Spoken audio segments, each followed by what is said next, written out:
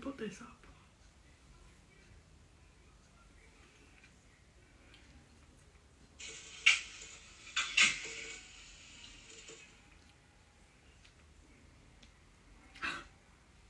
It's recorded.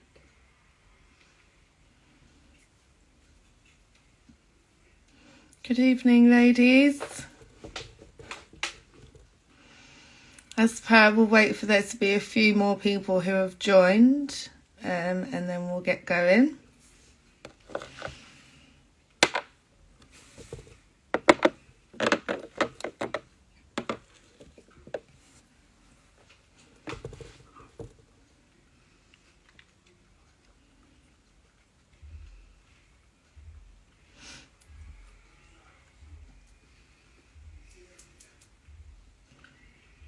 Hi, Carls.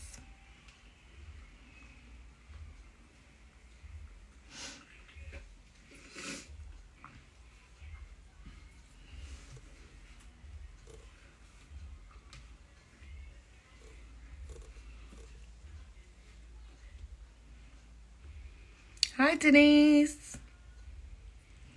Hi, Nancy.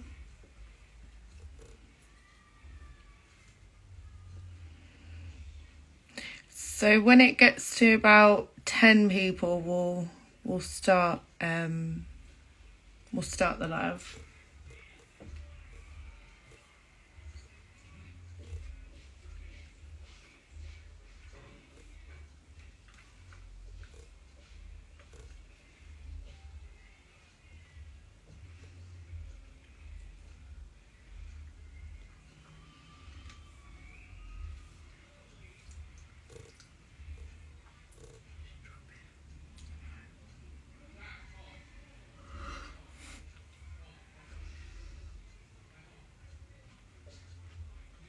Okay, guys, so we'll get started. So today our live is going to be covering anti-bullying and the effects that it can actually have on young people's mental health. Now, I know we covered mental health as a whole live previously, but we wanted to incorporate it with the effects of bullying and how they can actually how it can be a massive detriment to young people's mental health. So as per usual, I'll start off with the standard stats. With these ones, I would say some of them are they're actually quite concerning, just because obviously there will be some kind of conversation about suicide. So just as a little disclaimer, if anyone does feel uncomfortable at any point, or they just feel a little bit uneasy about what we're discussing, then please feel free to leave the chat. That's not a problem at all. So of those bullied, 33% said that they had suicidal thoughts and 41% were left feeling anxious. A study conducted in Britain found that at least half of the suicides among young people were related to bullying. And the final statistic that we've got is 160,000 kids stay at home from school every day because of the fear of bullying.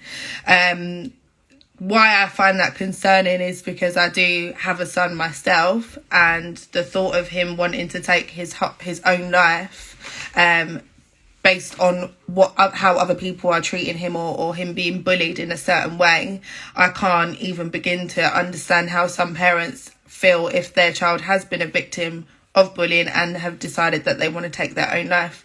So today we're going to try and create awareness to just kind of cover all grounds of signs that we need to look for as parents, signs we need to look for that our child might be bullied at school, and also we want to kind of find out ways that we can help our young people to get through it, and just basically make them feel like that the end result doesn't have to be that they take their own life. So today we're going to have our lovely guest Denise join us. She works for a wonderful organisation called Young Minds. I'm going to leave it to her to just speak to us about what their organisation offers, and she's just going to talk to us a little bit about that. So Denise, if you want to request to join, and I can accept.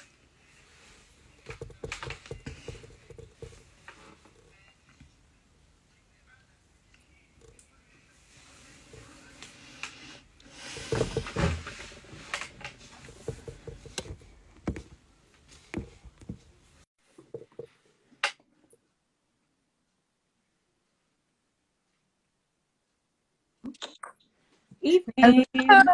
Hello. You okay? I'm good. How are you? I'm good, thank you. Thank you so much for having me. No worries at all. So like I just kind of briefly mentioned, I mentioned the name of the organisation that you work for. Now today we're going to be kind of speaking about anti-bullying and the effects that it can have on young people's mental health. So if you want to just kind of go through a little bit what you guys do, what your role is, and just go from there. Of course, thank you. Okay, so my name is Denise Brown and I'm the founder of For Young Minds. So we deliver wellbeing workshops and one-to-one mentoring for young people aged 11 to 25, but also support that by working with teachers and parents as well. At the end of the day, young people spend so much time with their teachers and parents in schools and at home. So it's really just providing that whole holistic approach to supporting everyone involved with young people's wellbeing. Do you want me to say anything else at this point? Yeah. That was like perfectly. I'm used to saying that, but just speak freely. Okay, yeah. So as we know, it is anti-bullying week, and I think it's really important. I think the statistics you started off with, I didn't even realise that so many young people are actually staying home as a result of just the fear of bullying alone, not even the bullying itself. I mean, there's so much we can talk about. I mean, I don't know. Do you want me to start anywhere in particular? Do you want me to literally? What I would say first of all is with your organisation, have you kind of come across any children who are victims of bullies, and what kind of signs did you notice? How were they acting? Did they openly speak to you about it? Just kind of speak about any incidents that you've had or any kind of children that you've come across that have dealt with that and are probably still dealing with it now. Okay, of course. I mean, when you said that, I mean, two young people came to mind in particular. So I'll talk through one case study and then move on to the other one. They're both very different in terms of one of them was really open about the bullying and the effect it had on her. But the other one, it was very clear in his behaviour. Yeah. So this young girl I came across a few years ago, and she came in and I thought she was an absolutely beautiful young girl, but had real problems with her self-esteem and self-worth. She had real racial identity issues, and that she didn't like to be referred to by the country she was from, even though that's where she was from. And that stems back to years and years and years of feeling like she was being tormented about her race and her religion at school. So when she got to college, and once you get to college, you have a bit more freedom, you can wear what you want. So she got to college and started wearing like bright blonde wigs, blue contact lenses, really really bold statement like pieces, and the opposite of what her kind of natural look is. Exactly. Complete opposite. And when we would talk about it, because she was really open about it, she'd always be like, oh, do you like my hair today? It'll be like a different kind of wig or whatever. And I was like, yeah, just tell me more about that. Like what's the wigs about? Like, just this was before we'd really gotten into a relationship in terms of being able to talk to each other. But literally the first week or so, she was just like, yeah, I just don't really like the way I look naturally. And she actually took her wig off and had this beautiful, I can't even explain, like so much beautiful hair underneath this wig. And she was just like, people just used to always shout out at me when I was walking home, and I just hated it. So I thought if I just dressed completely differently, they'd have nothing to talk about anymore. And I was like, well, how do you feel in this? And she was like, it's a bit tiring, and I'd like to be able to feel like, she was like, because my sister, she's like really, she wears like her cultural stuff and it's really nice, and I'd be able to be more like her. But she just literally could not bring herself to do it. So our work, working with her, was really around trying to create that self-confidence in her natural beauty, trying to get her to, cut down on the makeup and the lashes and the bright wigs and stuff. And it was not an easy job. It took so long to unpick all of those things that she'd internalized about what people were saying about her. So, I mean, off the back of that, it turned out later, we stopped working together for a little while, and then she came back into the youth centre a little while later, and she'd actually been diagnosed with borderline personality disorder. So she had literally created all these different personas as a result of just not wanting to be herself. I mean, I'm not going to sit here and pretend to know much about borderline personality disorder, but she came in and told me about the diagnosis. And just for the fact that this all stems from things that people were saying to her when she was so young. So, I mean, I guess the main takeaway from that one in terms of advice for young people who are going through bullying, any kind of bullying, is to talk about it with people that you trust and love. Yeah. Because all those things, you internalize them unless you talk about it with people who will lift you up and tell you that those words are not your reality. Yeah. You will internalize those things and continue to internalize it and believe that that truly is what you are just because people are saying it. Yeah. 100%. I completely agree. And I think in any kind of circumstances, especially with young people and children, when they're at such a kind of vital stage of their life where they need to be uplifted, they need to be protected, they need to be told that they're amazing, they need that to be able to basically get through life. If someone was continuously telling you that you're ugly, you're this, you're that, you're not worthy or anything like that, you genuinely start to believe it yourself. If you look at something as simple as someone continuously told you that your eyes were blue but your eyes are brown, but someone continuously told you your whole life that your eyes are blue, you're eventually going to actually doubt your own kind of thoughts. Like, no, everyone's telling me my eyes are blue, but they're not, they're brown. It's just, obviously it's completely extreme when it comes to bullying, but it's a similar kind of concept that if someone continuously keeps on telling you something, you will believe it. And unfortunately, in her situation, it has gone on to it affecting her mental health in such a dramatic way that that's something that she will have to live with for the rest of her life.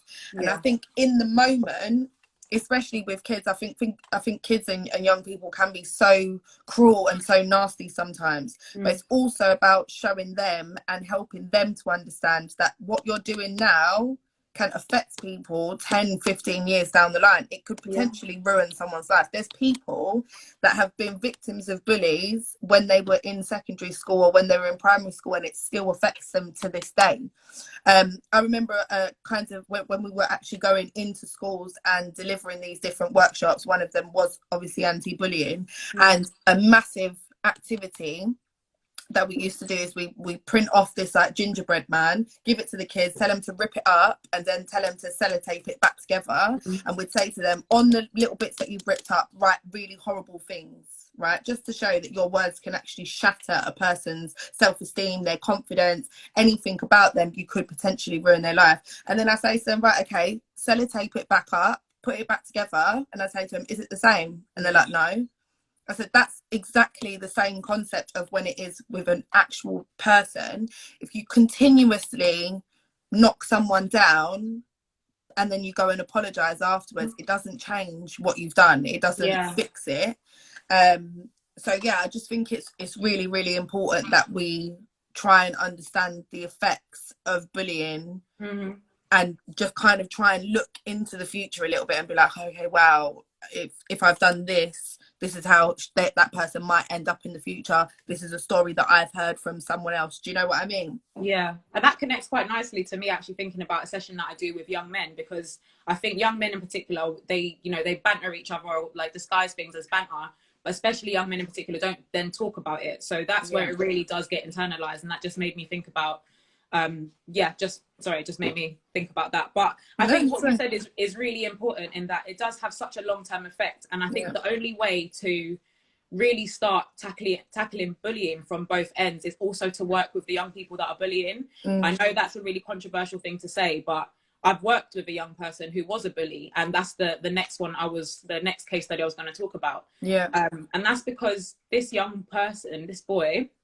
he was bullying because he was being bullied. You see what I mean? So it just becomes this hierarchy of bullying, because everyone then, I mean, hurt children, don't they? Of course they do. That saying. So when you're feeling hurt and low, it's often really common to then try and, deflect those feelings onto someone else to make them feel that way, so you don't feel like you're there on your own. So this young boy was always sort of making like jokes and digs, and it was always very public as well. So that whole public humiliation thing in class, where he would call someone out for, like, I don't know, battered trainers or something like that. And I mean, what you were saying as well about having to uplift young people at that age, that's such a crucial time for them. It's the time where my mum's love is not enough anymore. I want to be accepted by my friends and my peers outside my house. So for them to feel rejection at that crucial time is so detrimental, and this is why it's so important for them to find the real places they belong. And I'm sure we can all attest to times where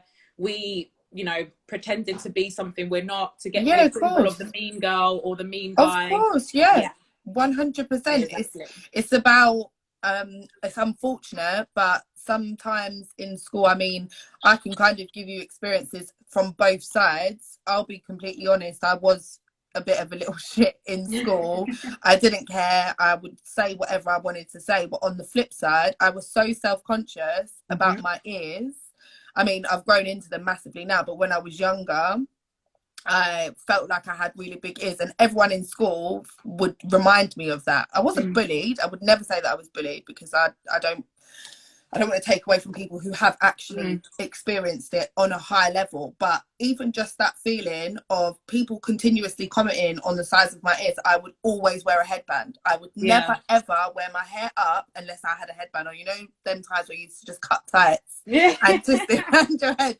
That is literally what I used to do. I either used to have my hair down, or I used to put a headband on. And that literally was the whole way through high school, the whole way through, from year 7 to year 11. It sticks with you. Yeah. It sticks with you. And the feeling of someone coming up to you and saying, oh, look at your ears. Oh, look at you, Dumbo. Do you know what I mean? The thought of people saying something like that, it makes me feel sick. Like, even now, I'm remembering how I felt at the time. And then luckily for me, it just got to a point where it was like, oh, it was just a little thing, people got over it. And then, not that I was part of the popular groups, because I had my own friends, but it is still a thing of like, oh, okay, well, no one's saying anything to me, so I feel like I fit in a little bit. But people who didn't, or people who were afraid to speak up, like I remember once, I mean, it's difficult to say, because sometimes I would be the person that was being a little bit horrible to people, but on the flip side, I remember once there was a boy in my class who was he was quite big for our age, like he was massively overweight, and a group of boys were trying to put him in a bin in school. They were trying to put him in a bin, and I literally ran over and was like, get off him. And it's not a thing of like trying to take away from what was happening, like, oh, I saved the day. No, but it makes me feel sad when thinking about it now. Like, that's so embarrassing. It's so embarrassing. They know full well that he would have got stuck in that bin. They know full well that it would have been a whole comedic thing. Like, it would have been funny, but it's not. He would have been severely embarrassed. And I just think about how that would have potentially affected the rest of his year, or the rest of his school life. Like, you were the kid that got put in the bin. And those things, they stick. The titles, the names. Kids are mean. Kids are mean. They would have found names for that, and it wouldn't have been a one-day thing. It would have continued. Yeah. But like, it's that group mentality as well, and that's sort of the dangerous thing with bullying as well. A lot of the time, it's not even that everyone in the group particularly wants to be mean to someone else, but it's easier, especially when you're really young, to be on the other side of the bullying, as opposed to being the one who's being bullied. So you don't want to be seen as that person who potentially, I don't know, always comes to the rescue, because then it's like, oh, then you get teased for that. So I get it. It's a really tough situation for kids in schools, even where they see bullying taking place, but don't step in to do anything about it. So of course, in that situation where you ran over, I mean, that potentially saved the whole situation there. Do you know what I mean? Not everyone, like you said, is going to feel comfortable to do that, because then how do you know what's going to happen as a result of me going over there? Are they going to try and put me in the bin? You just don't know. So yeah, I get it, and it is really, really tough for kids, and it's just that whole thing of, it's easier to be on the side of the bully as opposed to being the one being bullied. And I think that's how so many young people fall into that trap, where they don't even necessarily act how they normally would. But just going back to that story about that young boy. Yeah, sure. Sorry, I kind of it's fine. I knew we would digress all over the place. It's all relevant conversation, isn't it? So, amazing. Yeah, so he would always make digs, like I said, about clothing and like trainers, and like, I remember we were doing like a money management session in school, and the question was, it was really obvious what the answer was meant to be, you know, the middle option, which is obviously you'd spend less and be able to save some. Yeah. And this boy would always be like, no, you have to buy the expensive one, that's designer in it, everything else is, and just really obsessed with, it's got to be expensive, it's got to be the most expensive, top of the line. So I started working with him around it, because it just didn't make any sense, especially because it's not like he always came in like the best stuff, but he was obsessed, and he was like, yeah, if you need to live that life, you've got to do what you got to do. Like, he was obsessed with this whole thing of designer. Anyway, when we delved into it, it just turns out that him at his old school, had been bullied for not having the right trainers, of course, because obviously that's a thing in school. You have to have, there's a certain type of trainers, you've got to have a certain type of phone or this and that. Can I just quickly put in here now, it's so much harder for parents as well, because the things that kids want 100%, to stay on top. yeah. We'll get to that. I'm sure we'll get to that even later. Yeah. So anyway, it turns out that the only reason he was doing this is because he had been bullied for not looking on point at one point. And it was now like, you know, be on point, like to the death of it. Do not ever get caught slipping. So it was always like the most pristine trainers, the most like he'd only wear a coat a few times, and then there was one time he was on his way into school, put his coat in the bin and was like, got to get another one now. It was obsessive. So just to confirm, how old was he? He was in year 9. Okay. He was in year 9. So I think that's again a really pivotal age as well for especially for boys, you know, going into, you know, year 10 and 11, so being like the older kids as well. I don't know. I think it is a little bit tougher for boys, especially where image is concerned. I agree. But yeah, so anyway, he was bullying others just because he had that one time where he had the wrong trainers, and it just stuck with him, and it was like, no, I'm never going to be the person that gets caught slipping like that again, but I will then make other people feel bad. So it's almost like it deflects away from me if I'm putting it on someone else. So yeah, they're two very different examples, but it just demonstrates that when someone has been bullied, it's not uncommon for them to then become a bully. The bully, 100%. And I think it's so important. Someone did actually comment earlier, but what you've kind of just spoke about is working with the bullies as well. To basically, prevention is better than cure. 100%. So if we can get to the source of the issue and find out exactly what their problem is, why they're doing what they're doing, and ways that we can help them to get through their own insecurities. Because I completely agree with you. It's always the bullies who have got the most insecurities that they project onto other people by making other people feel their insecurities with them. Do you know what I mean? Because they don't want to face it. And I think it's really, really important to help young people to be able to speak about their insecurities and speak about what they might potentially be scared of, or the reason why they're acting in the way that they do. And I think it's so easy to label the bully as like the bully, the problem child, he's naughty, take away his break time. Do you know, all of the things that are what you shouldn't be doing? I do feel like some schools do that. I'm not going to obviously go too much into it, but I think your organisation as a whole is so important and so amazing with what you're doing, because I think it's really, really important that we speak to these young people and just try and prevent it. Because I remember there was a story not too long ago. I can't remember exactly when it was, but it was like a 10 or 11-year-old boy who committed suicide because he was being bullied. And I know there are a number of different cases that I can't remember the full details of. I probably should have got them up, but it's okay. The fault of a 10-year-old or 11-year-old being at a point in their life where they're supposed to be going through probably the least stressful point of their life. As much as it is stressful, but getting to an adult and paying your bills and trying to keep a roof over your head and all of that, I would say I would have the stresses of my exams over the stresses of bills any day. But the thought of a young person being in that mind frame that young is so heartbreaking for me. It's so heartbreaking. It's so scary. You know what? I really think it has a lot to do with the fact that bullying doesn't just stay at the school gates anymore. No. Like we could, like when I saw a comment, Licia asked if either of us had ever experienced bullying. And you know what? It's true. I think that whole thing of, we probably did have it in like some forms where we felt insecure and that kind of thing. But I don't think I could ever say I was bullied, because I think it was so much easier to leave it at the school, come home. Even if you jumped on MSN for a couple of hours and it happened there, you know, once you log off, that is it. No one can contact you until the next school day. Whereas now you're carrying your bully in your pocket with you. In your pocket. Constantly. And I think that is really the scary thing, because it makes it so much harder for parents to keep an eye on it. Because, you know, you see your kids on their phones anyway, but what's happening? Are they having a good experience on their phone right now, or is someone bullying them on their phone right now? You have no idea, and it's really difficult for parents now. Jake has just said that social media has amplified bullying so 100%. Much, and it has. And I think what we always need to highlight is that social media has its pros and cons, and I don't want people to think that we're continuously knocking social media, because it has been such an amazing platform for so many things, but it also has a very, very dark side. And unfortunately, social media is like a smoke mask or a smoke wall for these bullies and these trolls and stuff like that, where they can literally throw out as much abuse, throw out as much just like basically bullying, but on social media, and you don't even need to look the person in their face. No, so exactly. you can be it's got rid of the conscience. Yeah, it's got you rid can of that be whole conscience. free. Yeah, you can be free. You don't even need to look in someone's face and Yeah. say what you want to say, and know that you have to prepare that you might get a little hit, or Yeah. you might get into an altercation Thank with someone you. because of what you've said.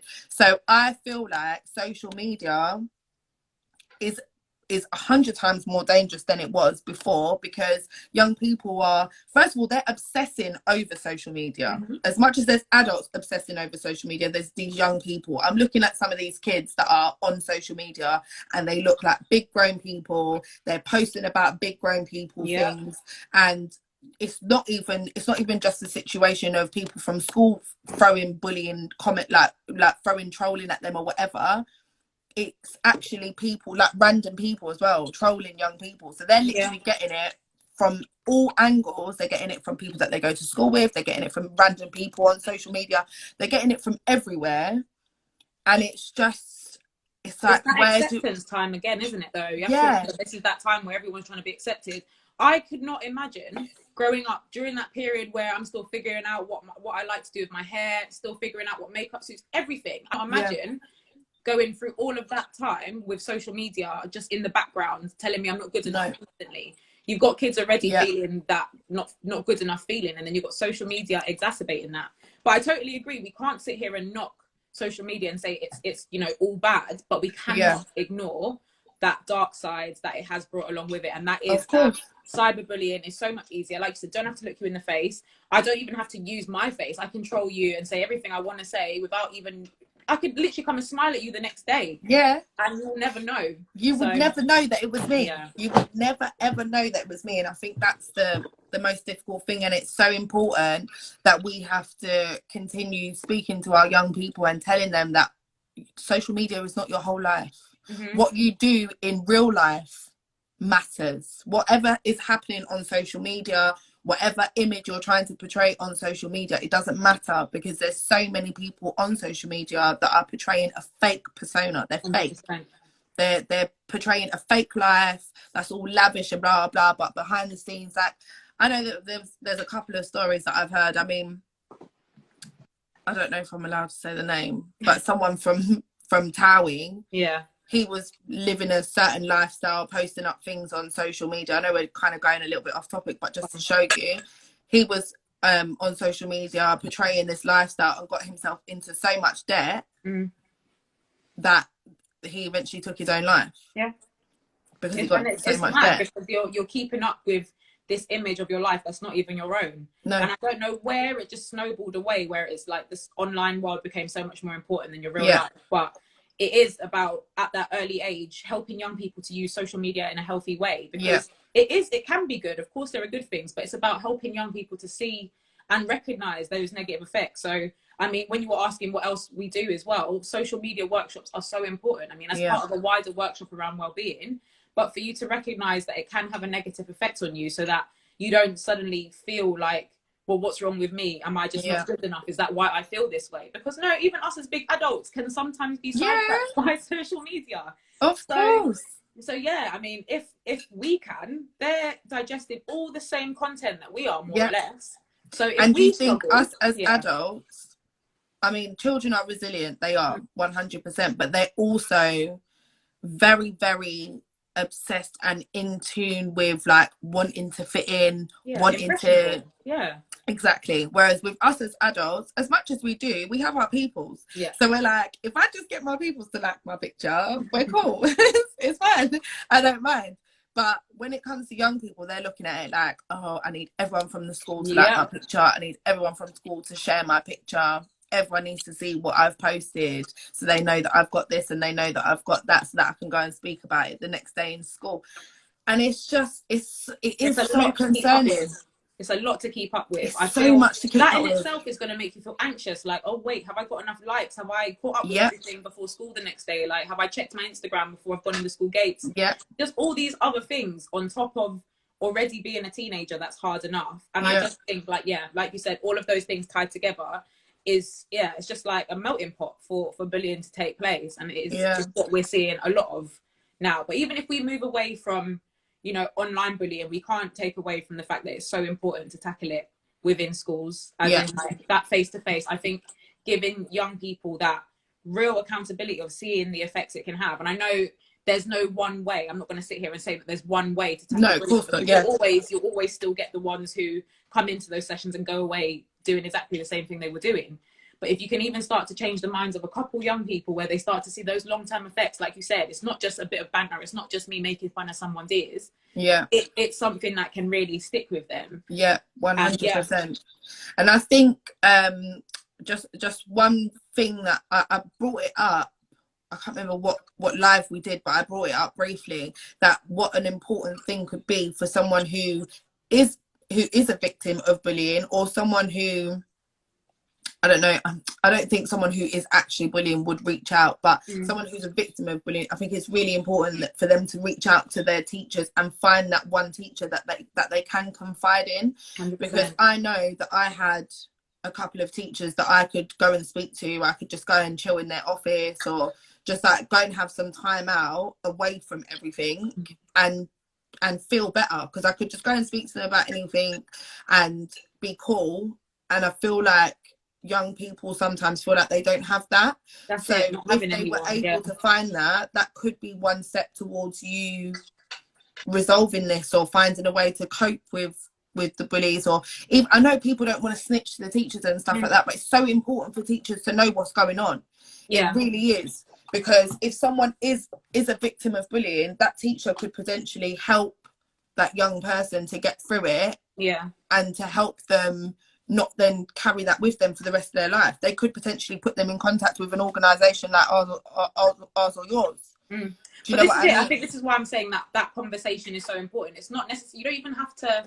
So for young people who potentially are watching this, or for anyone who's got kids or wants to share, it doesn't mean that you have to necessarily even go and snitch. Because I know a lot of the time it is that I don't want to be that tattletale, that snitch that goes and tells, who goes and tells on someone. So even if you don't want to openly say who said what is being said to you is enough. Do you see what I mean? Because I can work with you on what is being said to you. If you are starting to internalize that, no matter who it's being said by, I can help you work through that. Do you see what I mean? Or a teacher can help you work through that, or like you said, direct you to an organization that can. But if it's a thing where you really just don't want to talk about who is doing it, still talk about what's being said, because there's a reason it's getting to you. There's a reason you're internalizing that. And we can work on that without even having to address the bully themselves. I know that's not saying that we should just let the bullies do what they're doing, because of course, as a young person probably starts to feel more comfortable, they may feel more comfortable say who's saying what, but just literally working with them on the struggle that they're having, I think that in itself will help that young person out a lot. I'm sorry, but this is my boyfriend who's just commented. I'm not even going to read that out loud. I'm just looking at it. What can a parent do instead? In fact, Hina's asked the same question. So let's what can parents do to support their child who's being bullied? I don't know. Do you want to say something first? So I've actually we've written a few things down, but if you want to speak about it from your organisation's point of view first, and then I can go through what we've got on our end as well. Yeah, of course. I mean, I've mentioned a few already, but I think from a parent's perspective, it's again going with your gut, that noticing where a child is withdrawn, and it's a confusing one, because there's a number of things that can make a child withdraw, but I think just recognizing that there is some kind of withdrawal in behavior is really important. And then just because of that example where I was talking about the young boy who had suddenly got this obsession, if you notice your child has got a sudden new obsession with a new item or product, or like something they've never shown an interest in before, but suddenly they are pressuring you for it, it's sometimes a sign that they are being called out for not having this at school, and they're now pressuring you for it. I'm sorry, but if my son is throwing his jacket in the bin, I'm not buying you a new jacket every time you throw it in the bin. I genuinely don't know how he got around that, because it was like, where were you? I mean, let's not. I don't even want. But do you know what? Just going back to that, Hina actually made a really, really important point that we didn't acknowledge. But in that young boy situation, for example, that is definitely a gateway to him potentially getting involved 100%. in gangs, selling drugs, 100%, anything like that, because he wants to keep up a certain lifestyle that his parents potentially would not be able to afford. And the only way that you can afford upkeeping that lifestyle is, first of all, if you obviously have money, your parents have money, or you're going out and you're selling drugs. But this is why I said it's so much more difficult for parents now, because back when I needed something, I would be asking for what, like a Tamagotchi, Beyblade, like, you know, they're not expensive. Pokemon cards. It wasn't hard to stay fitted in when we were younger. But now to fit in, if you've got a normal watch and someone else got an Apple Watch, it's a problem. So I think it's just, there are so many new factors that can influence this. And in that young boy situation, like you said, it's 100% a gateway. In fact, he was referred to us from youth offending. So it was already, just all the pieces of the puzzle were starting to fit in. And this is what I mean. It's so sad that one little seed that was planted in him maybe 2 years before we came into contact with him about not wearing the right trainers and, you know, constantly being got onto for that, stuck with him to the point where it led him down a path. Do you see what I mean? And it's just, again, talking about the impacts of bullying.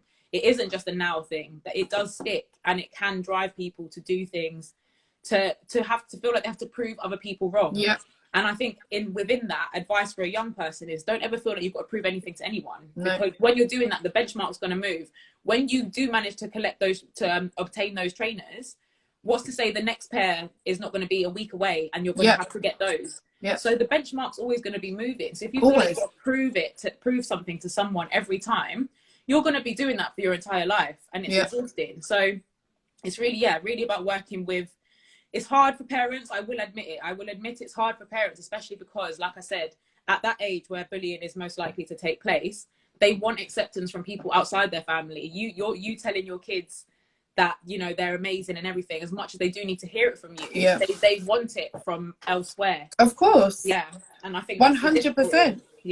And just to kind of go back to what parents should be kind of looking out for, so the first one that we've got is, your child comes home with like torn or damaged, missing pieces of clothing, books or other belongings. Now that is kind of moving on to the more physical side of bullying. Sometimes it doesn't always have to be verbal, it can also be physical.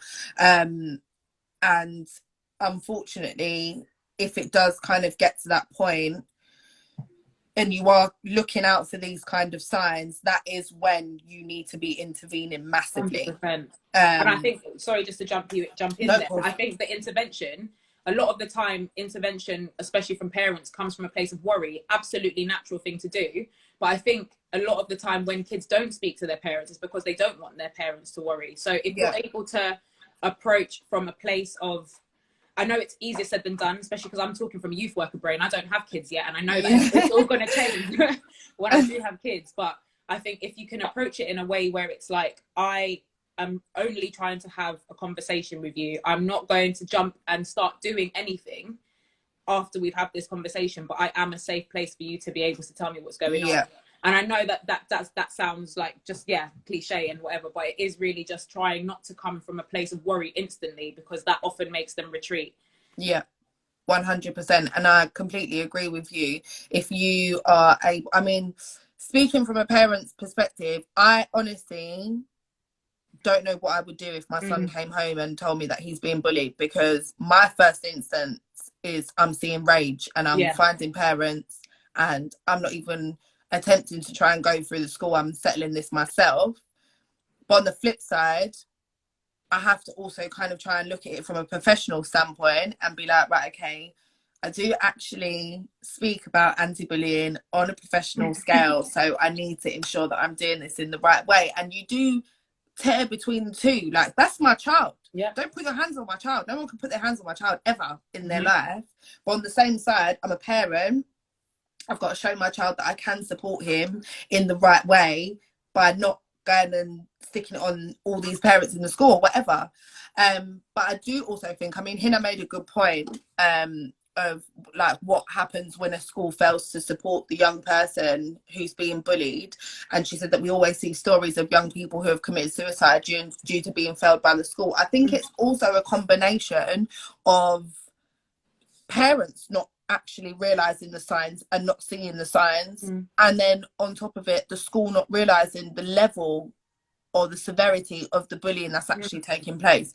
And I think it's really, really important for parents, whoever's a parent looking, who's watching or whatever, to look out for these signs, because you need to help. It's basically like a two-way street. To be able to sort this out and to resolve it, it needs to be the school and the parents working together to sort it out. It can't just be one-sided, because if the school are intervening but the parents aren't kind of doing anything on their end, it's not going to work. If the parents are intervening and the school's not doing anything, it's not going to work. It needs to be harmonious, and it needs to be both of them together. So with parents looking out for the different signs, I'll just carry on with a couple of different ones. Has few, if any, friends with who he or she spends time with. Now, if your child doesn't come home and speak about the friends that they've got at school, they don't ever meet up with their friends. I mean, with my little boy, I know that he has friends because he comes home and talks about them all the time, and he also is on Fortnite and stuff like that. He's continuously talking to them on there and online and blah blah blah while he's playing Fortnite and things like that. So I know that if he wasn't coming and talking to me about any friends or anything like that, or he was continuously by himself, like when I pick him up from school, sometimes I see him coming out with all of his friends from his class. Do you know what I mean? If your kid's kind of like drawn away from all the groups and they're keeping themselves to themselves, that's also a warning sign, I would say. And I would probably question it and look into it. What did Hannah say? The parents of the person being bullied and the parents of the bully should be involved in that conversation with the school. 100%. In fact, can I just quickly say something? That whole point you made about it needing to be harmonious between school and parent, I think it always, mostly, unless the school has picked up on it before the parent, if the parent picks up, they can take that into the school, have a conversation with their child and try and have a conversation with the school to keep it harmonious. Because remember, the school might not pick up on it straight away, because when that child's at school, they've got their mask firmly in place. Do you see what I mean? To protect themselves from these bullies. And when they get home, that's often where they take that mask off and will maybe be retreating at home, or, you know, a lot of the behavior will show more at home. Not to say that it always does, but I feel like in that kind of situation, it's more likely to show at home where they feel comfortable to take that mask off than at school where they've got to, bully up again.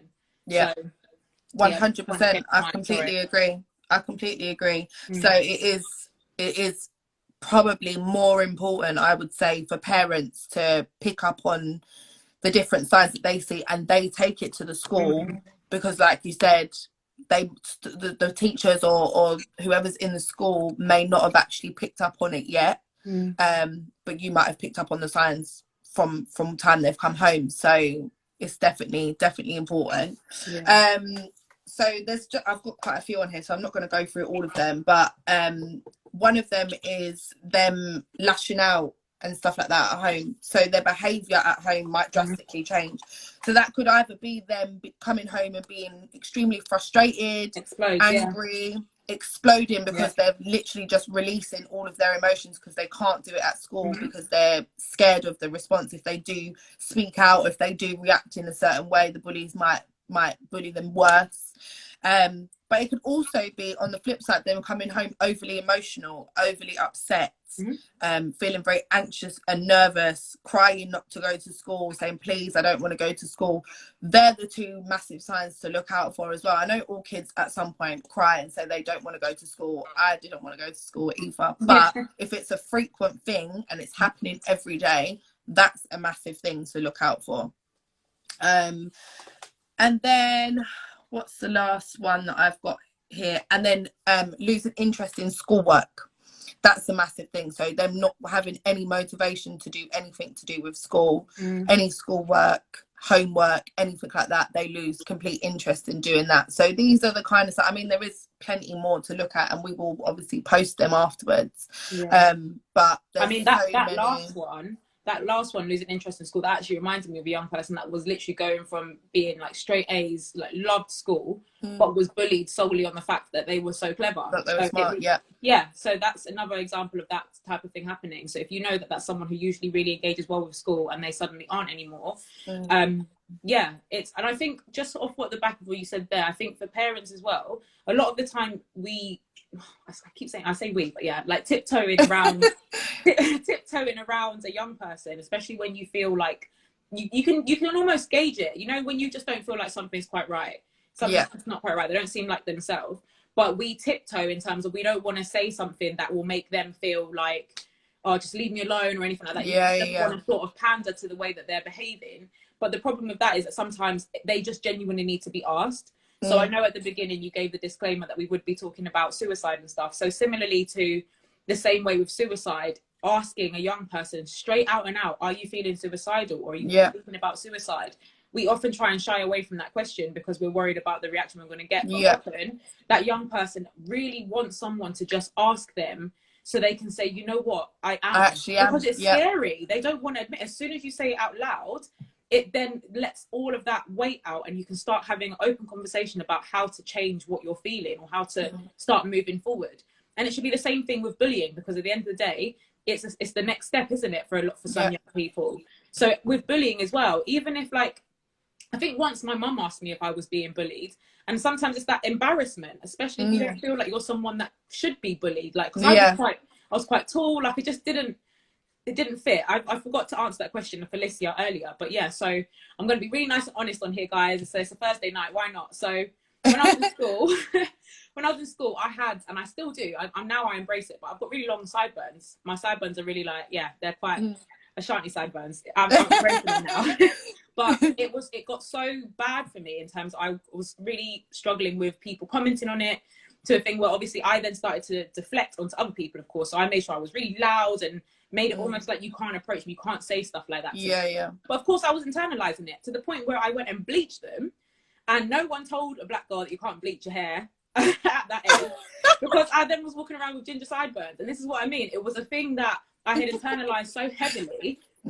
But if my mum, like that conversation, my mum was finally like, are you being bullied? Like, it then just finally let me realize where all of this was coming from. And I honestly just let go of it after that. It was just having that conversation of admitting that what these people are saying to me is hurting my feelings. Do you know what I mean? Sometimes I think young people don't even want to admit that these things that are being said to me is hurting my feelings. So just having that conversation where it's like, are you being bullied? Yes, they might lash back and feel really, really embarrassed at first, but then it lets them know that you can have that conversation with them when they're ready to. So I went on a little tangent there myself, but no, it just reminded me of my ginger sideburns in primary school. Don't worry, I had my tights slicking back my ears. Do you know what? I genuinely believe that because I used to slick my ears back so much that's why they've actually pushed back. And then that's why they're not self-surgery for yourself. Literally, because it was like every day. Even sometimes if I had my hair down, if I was worried about the wind blowing my hair or like showing I'd wear a headband all the time. So it's just mental. I mean, I'm very grateful and I'm very, very happy about the fact that I wasn't someone who was severely bullied and that I have been able to continue on with my life as normal. But just for people who have been a victim of bullying and it affects their kind of day-to-day life now. I mean, some people suffer from severe mental health issues now, just because of what happened to them when they was younger. So I think it's just really, really important that we continue to do amazingly by our young people. We continue to support them in the best way that we can. And just continue what both of our organisations are doing. And I think it's so amazing. So we'll start to wrap it up a little bit, just to remind everyone as well that we have our workbooks. Denise, if any of your young people would be interested in receiving our workbooks as well, they are completely free of charge. All you need to do is just pop us over an email. We can email them over to you. All you have to do is just print off the workbooks and give one to each individual young person. They can fill out the activities and all of that. Any parents on here, any people that work with young people as well, we can send it over to you. just pop us over an email. We have a number of different workbooks, so just inquire about the different ones. Denise, if you also want to send us over your info, we can definitely repost that on our page. We'll create the awareness for you, my love. Thank you. But thank you so much for coming on. This has been a fabulous discussion. It has. And I wish you all the best with everything that you're doing. You guys are doing amazingly. And have a lovely evening. Thank you. You too. You guys are doing amazing work. Thank you for having me. Speak to you soon. No worries. Speak to you soon. Bye, everyone.